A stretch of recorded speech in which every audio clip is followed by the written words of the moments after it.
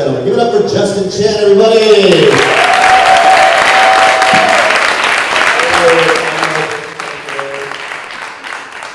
So I thought we'd start today. I'm going to play a clip from the wonderful brother-son from the first episode, so not too many spoilers. Just to kind of give us a little bit of that vibe and context, and then we'll have a little chat. All right, cool. Just we can do a little Q&A. Yeah, let's do it. Questions about the brother-son or about... Yeah, we'll try to get that going. Me at TAS. So, yeah, when's the last time you were back? Let's say 4 years ago, I was in here for the honors acting class with Mr. Edwards back in the museum. Awesome. Yeah. And you were telling me that you actually did the first ever show in here. I did the Laramie Project in 2014 or 13. This was a lot of fun memories. And I was curious, like, when did you decide that acting was going to be that thing for you? I decided I wanted to become an actor when I was 17. It was the end of my sophomore year, so I had just represented the school in cross-country, rugby, and track. And I was hanging out at the park up the hill past Chien, Mitsubishi, and I was talking with a friend, and I was like, I was good at sports, but I'm not going to be a professional athlete. What are the things that I love doing? And I was like, I think I did that when I was a kid. So that year I switched to the theater program. Some people weren't very happy about that because I was like the jock coming into the theater program, but that was the first step, and I stuck with it ever since. And then you went to USC? Went to USC. Full ride? Did get full scholarship. Tell us about that process. What was that audition like? Do you even remember what you did? So I applied to the regular amount of colleges. I had a wonderful college counselor, who I saw earlier today. I applied to like 10 colleges for things that weren't acting, and I only applied to 2 colleges for acting. I didn't realize that in the States, when you wanted to go to acting school, you would apply to like 10, 15 just acting schools. So I applied to USC and NYU, and the audition process was pretty simple. I mean, you go to New York or Chicago or LA, and you do a contemporary monologue, and you do a classical monologue. I did something that I worked on at TAS. Mr. Edwards helped me prepare. And this was in February of my senior year. When I got back to Taipei, I already had my acceptance letter. In it, they asked me to come back to USC for scholarship interviews. So it's pretty straightforward. It's just an audition and then an interview, and that's how I ended up at USC. And USC, obviously, lots of film at the same time. Yeah. So USC is every school is in charge of its own funding. So unfortunately, the drama school and the film school are not related, and they don't have any official. There isn't really much school intra-school connection. So you really have to seek out those relationships and build that network yourself. But if you look at my resume, The Brother's Son is my first TV project, and before that, it's just a long list of short films, which I think really prepared me for the job. Because essentially, the way I see it, the job is the same. You learn your lines, you show up to set early, you deliver your lines, you press them, and you go home and do it again. It's just with a Netflix show, there's more money, there's more pressure, there's more people, but the job itself is the same. So I didn't go into thinking like, oh my God, like, I'm acting on a Netflix show now, it has to be different from every other thing I've done. I didn't approach it that way. And the audition process was a little different for the show, right? Yeah, so with lead roles, it's typically a little longer. This one for me was 7.5 weeks long. I did my first round, I filmed it in my bedroom here in Taipei, and then the next 3 or 4 Zoom auditions were all at like 5 or 6 in the morning. So I'd get up at like 4, get a quick workout in the shower, get in the zone, do the audition, and then the final round was in person in LA, and it was a mix and match, so I could see who the other candidates were. And we were in a room, I don't know, probably this big, just running the scenes over and over and over again for about an hour and a half. And 2 days later, they called me, and they made it sound, the casting director texted me and she said, hey, we need to talk. And I was like, well, what is there to talk about? Just tell me that I got the part or I didn't. And the director and the creator got on the phone, and they're like,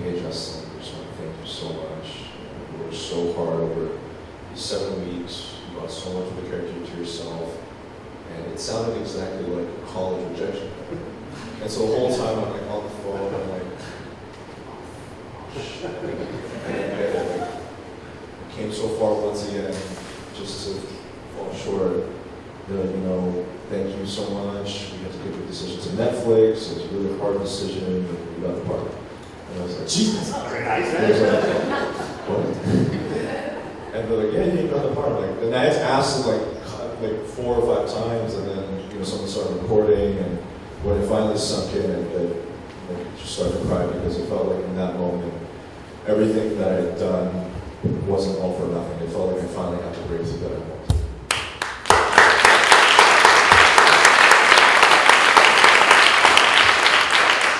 So I'm going to give the mic out to please, but I have one question, a couple that I was really curious about. The show is so physical, and you're really at the center of so much of that. Can you tell us a little bit about how long that process was for you to start to feel like, okay, I can kind of own the physicality of this performance? 10 years. Okay.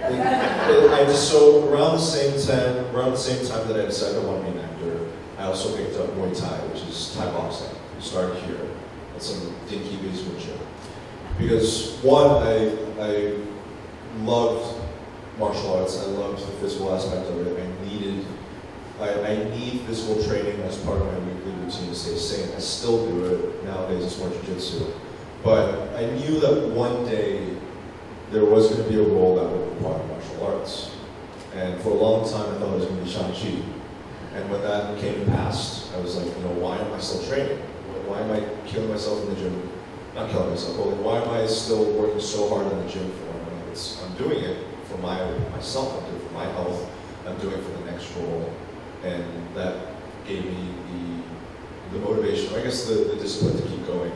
And so when this came about, obviously it's a very physical role, I knew that right away, within the pool of competition that there was, I knew that there were very few guys that could speak English and Mandarin. And I knew that there were very few guys that could speak English, Mandarin, and fight.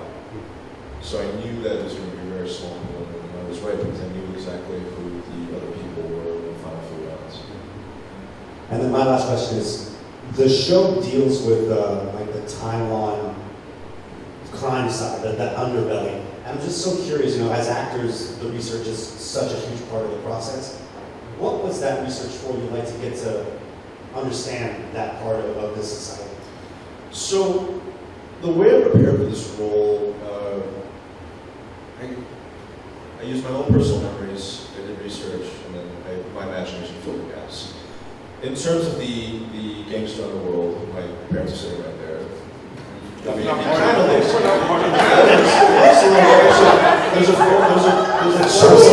a photo of him in the newspaper where he's like wearing this blue suit, he's like me mugging the camera, and I showed it to the producers, and they were like, "We need him. You can't afford him." But for the gangster part, I referenced a lot of great films, and I also watched a lot of documentaries. So while I was working out on the Elliptical or whatever, I'd be listening to a documentary.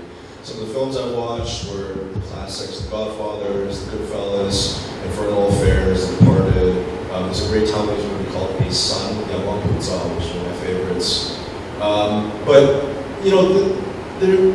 the way I thought of it is like there's playing a gangster is an adjective. There's no I don't interact with all the characters that I've interacted with as a gangster. Like I was interacting with them as Charles Swin, and for me, the things that influenced that character the most was his relationship with his family, and his relationship with the people that he grew up with.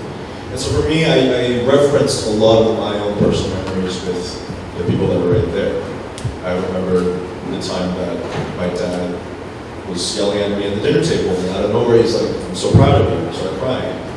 I used those memories as a reference for the emotional history that I was going to create for my character. So that character that you see, a lot of it's imaginary, but a lot of it is also me as Justin.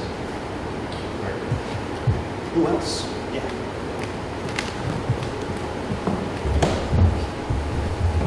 So, as many of us know or experience, TAS is a very academically rigorous standard school to go to. My question to you is, what is the sort of like the transition process? Was it more difficult or easier, or was it maybe different in some other ways, going from academic rigor to creative rigor, whether that be through college you went to or courses you took versus, or like maybe, the active job? It's a great question. It's something that I was hoping to touch on. I think TAS did an amazing job preparing me academically. I think it was an amazing place in terms of the resources you have. You guys have some of the best teachers in the world right here. Something that I decided early on was because I knew, back then it was just as intense. I don't know if it's any more or less intense than it is now. But back then I made a very conscious decision that, I made the decision that I wanted to be happy. And so for me that meant finding balance. And for me, what that looked like was, I still knew that getting good grades was important because having good grades means access to opportunities in the future, and it also was going to establish the work ethic that I was going to approach everything in my life with, whether it's acting or not. But I also want to be happy at the same time. I didn't want to just be in the books every single day miserable. They're good, we all have to do things that we don't enjoy doing. We also have to do things, those are the choices to do things that we do enjoy doing. So what I realized was, the more efficiently I could study, the less time I had to spend on it, the more time I could spend doing the things that I actually enjoyed, which at the time were things like sports, occasionally video games, and arts. So for me, becoming a more efficient student meant focusing, like really, really focusing on whatever I had to do at the time, making a really good schedule, and then once I was done with it, I could go do whatever I wanted. Because my parents would be like, go do your homework, I'm done. I did my college applications way before the deadline, so that when I was done with them, I could go back to training, I could go back to rehearsing for the play. So that would be my opinion on how to make the most of your time years. I think no matter where you are, what environment you're in, you have the choice to dictate what your experience is. So I think the fact that I made the decision early on, rather than I was committed to my academics, but rather than making that my entire life, I was prepared for college and a career in the creative arts because joy was at the center. And the thing is, in order to be in a place where you are enjoying the work, where you are enjoying the results of your work, you have to be good at your work too. Does that make sense?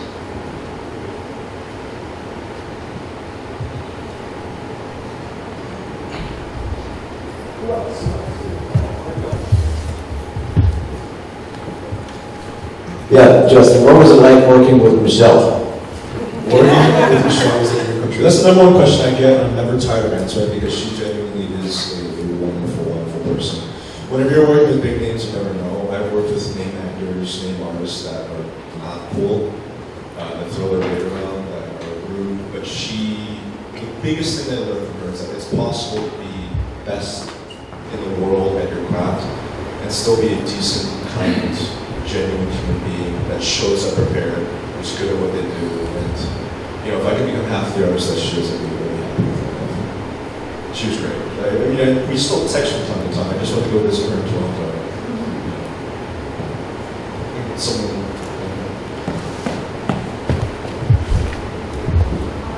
I guess coming from TAS, this is quite, the school prepares you with a globalized mind, but it's also quite a sheltered place. So I'm interested in how, I guess, different perspectives and your interactions with different people play out on set. That's a great question. And I was just talking about this with my sister right there today, a few days ago. TAS is great. I just talked about this with Connie. It's such a beautiful, safe, well-resourced place. You guys are so lucky to be here. I knew how lucky I was, but you don't really know until you leave. Over summers, I tried, and part of it was my own desire, but part of it was just my parents. They would send me to Kuala for a summer, or I think we went to Africa one year.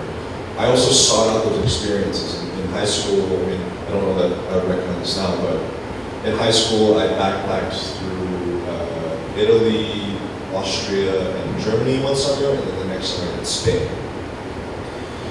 I think seeing how the rest of the world is, or at least parts of how the rest of the world is a really important thing because it teaches you, I think the biggest thing for me is that it teaches you gratitude. I think gratitude is such an important thing that it's really hard to cultivate gratitude when you have everything at your disposal. When you live in a city that has great public transportation, great healthcare, people are nice, you don't have to worry for your life when you're walking on the streets every day. And I think it helps open your mind to like the fact that your life isn't really just about what you can gain from it. I think that's what I gained from it, at least. I spent the summer in Shoufeng, which is a small village outside of Hualien, and I was hosted by two pastors, Pastor Chien and Pastor Chien. And one day I learned to teach on how to work out. We hit the weight room when I was 15 or 16, but also we taught English to a bunch of, they hosted a program with their church that was designed for kids whose parents had to work late. So some of the parents worked at bars, some of the parents worked, I don't know where they worked, but I remember we would cook for the kids. I remember one time we made burgers for them. They never had hamburgers in their entire lives. And I remember there's this one girl who was a particularly difficult case. And I remember that no one had ever stood up to her. And I stood up to her and I'm like, why aren't you just like sit down and do your work? And she like, you know, gave me a dirty look, and eventually she did it. But I really tried to win her over. And for her birthday, we went to go visit her, and I bought her a Snickers bar. It's just a Snickers bar, right? It was like 30 NT. She lived in this room. You guys know like a tire repair shop looks like, right? It's like, imagine like a metal shed. She lived in like a room on the second floor of it. It's a really, really tiny room. And the whole village went to go say happy birthday to her, and I gave her this Snickers bar, and she started crying. She never received a gift like that before. And it's not, I mean, this is not to say like, oh, look at me, like this is what I did, but that, I know that summer made a difference in her life. Her mother worked as a hostess at a hostess bar. I think 4 years later, I checked on her. She started going to hairdressing school.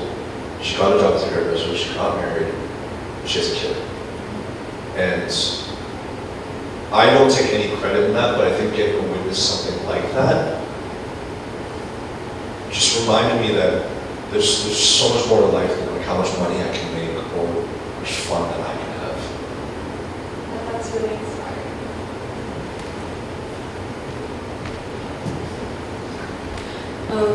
So was there anything that kind of markedly differentiated TV work from film work? Something that I think Wang Liho was the one who told me this actually, which really stuck. Film and TV work, the way I think about it, my process is entirely the same in terms of preparation. It's just a matter of expression size.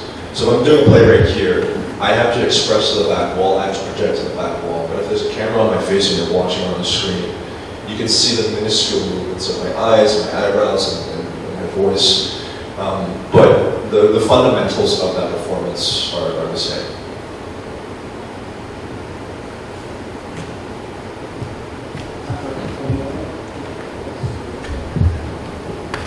I know the Brothers Son was like a big break, but I was wondering, like, what it was like financially before, like, when you were doing your short films, or like before you were like relatively well known. Like, what was that like? I did not make a lot of money. I worked a side job as a personal trainer. I picked that job because it meant that I could have flexibility with my schedule in terms of auditioning. I got certified to be a personal trainer when I was a senior in college. So the second I graduated, I could slot right into a job, find an apartment, and set up my life in a way that I could focus entirely on the thing that I really wanted to focus on, which was my performing career. But when I left TAS to go to college, I had some money saved up. I lived pretty frugally. I was lucky. I had parents that if I really needed help, I knew they were always there. So I had a safety net, but I tried to avoid that as much as possible. And so yeah, I did not break even for a long time. but I worked many, many side jobs. I read audiobooks, I would do odd jobs here and there, being a personal trainer was my main side job. Hi, quick question. So I've looked at USC and I visited USC over last summer for the acting school, and I was just curious, what was that transition and process like, and what was your life like acting at USC? The transition was hard. I was the first person from my family to go by myself to the United States, and I was really homesick. At that time I felt quite lonely because I was one of two Asian people in my program. I was the only international student, even though I wasn't really international. I was the only person that grew up overseas to go to that acting program. So I felt different. I was lucky that I sounded like I grew up there, so I fit in okay. But I felt lonely because I felt different in terms of my cultural upbringing. I felt different in terms of my level of maturity. I felt different in terms of my seriousness in which I approached it. I think a lot of my friends at the time wanted to party and have fun in college, but I knew where I wanted to go afterwards, so I felt different because of that. I think something that I mentioned in the interview that I did with Connie was one of the things that prepared me well for college and well for life now was in high school I had to, and I learned how to become comfortable with feeling lonely. That's not to say I was alone all the time. I had a lot of friends, I had a lot of friend groups. I felt like friendship was always there when I wanted it. But there were times that I definitely felt lonely. And I think part of that is because I knew what I wanted to do quite early. I didn't really start drinking until much later. I don't know, I guess I don't know exactly what it was apart from those things, but what I did know is that I had to be okay with it quick.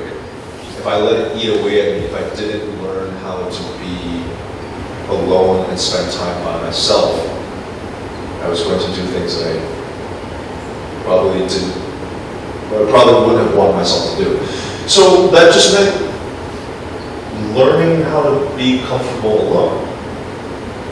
Learning how to take the subway system and not constantly rely on other people or other things to fill that void. And when I did become comfortable with being alone, I think I was able to make a lot better decisions.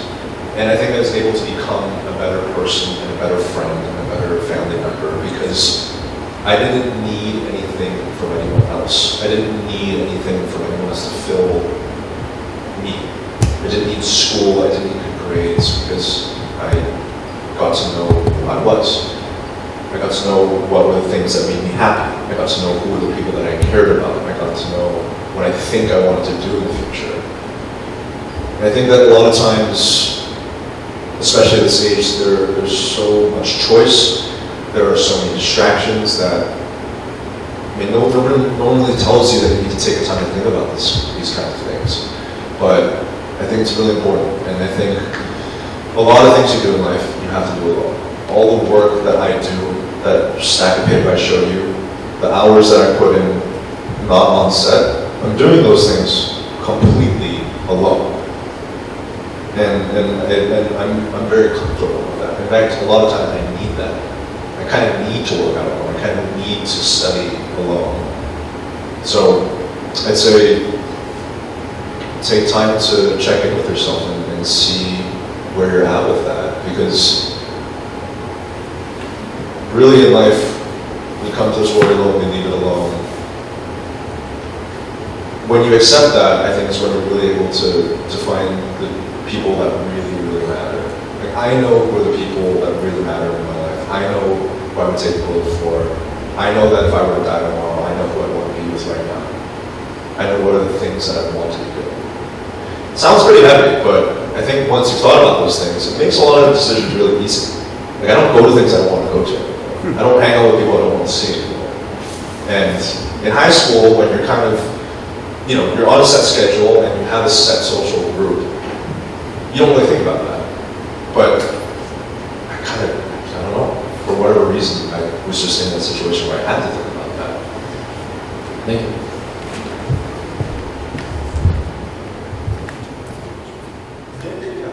So let's give him one big round of applause.